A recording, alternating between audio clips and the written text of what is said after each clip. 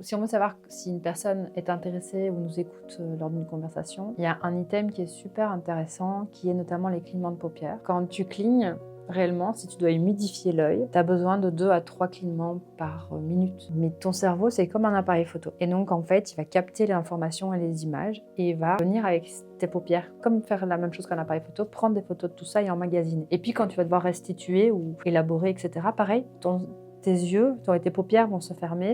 Et tu vas aller chercher à l'intérieur de toi, comme un processeur, comme un ordinateur qui va processer et qui va donner du coup l'information, il va traiter l'information. Une personne qui commence à bugger, qui ne comprend plus, il y a une rupture de compréhension. On voit par exemple que la personne, elle arrête de cligner. On peut voir aussi une personne qui arrête de cligner parce qu'en fait, ce que tu viens de lui dire, elle le prend pas du tout, elle est pas du tout en accord avec ça, ou ça rentre pas dans ses valeurs. Et là, tu vois qu'à un moment donné, la personne, elle arrête de cligner, elle bug entre guillemets. À ce moment-là, tu as perdu la personne. Ça peut être aussi parce qu'à un moment donné, la personne, ça devient trop et elle sature, et elle a besoin de faire une pause. Il n'y a pas d'information qui vient s'engrammer dans le cerveau.